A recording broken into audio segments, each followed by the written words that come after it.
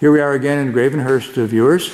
Mike Windsor is going to be, and has been already, doing some work on this beautiful sedan, a cruiser, Blythewood, which originally, Mike was telling me, was owned by Sam McLaughlin, the founder of General Motors. And Mike's got some more information on the boat to share with us. Mike. The Blythewood was built here in Gravenhurst in 1925 for Sam McLaughlin. Back then, I mean, the owners were involved in the construction of the boat. It wasn't like he went in and bought something off the shelf. So it was probably his idea to build the boat out of vermilion wood, which is, it's not mahogany, it's a very dense wood, it's a very heavy boat. Any boat builder in their right mind would probably not have chosen to use that kind of wood, but it's tropical wood, I guess, is it? Yes, vermilion? It's a very dense wood. It's probably almost twice as heavy as mahogany. Wow. It's probably closer to a teak than a mahogany. Wow. Anyway, the whole boat has been built with that, and the boat was restored several years ago.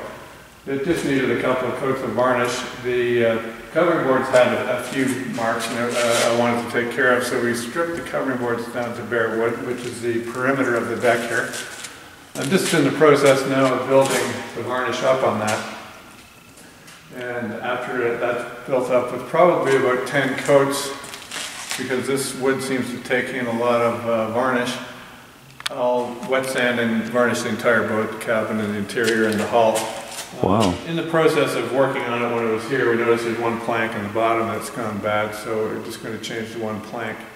The boat was originally, the restoration was started at Kermath, and I think it was finished later on at Port Carling, but it's actually a pretty impressive boat.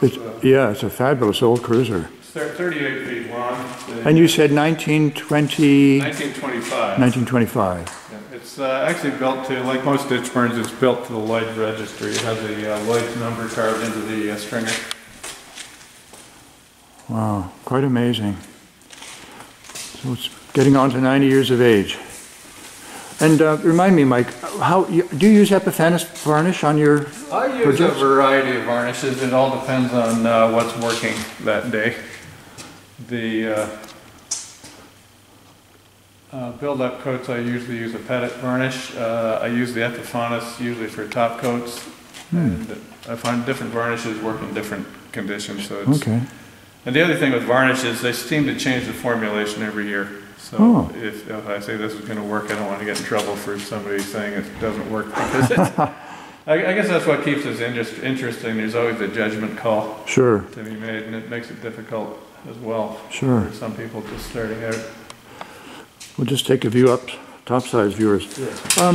Mike, how do you manage to keep the dust down for your final coats? I don't quite worry about the dust for the build-up coat because it all gets sanded off. Sure.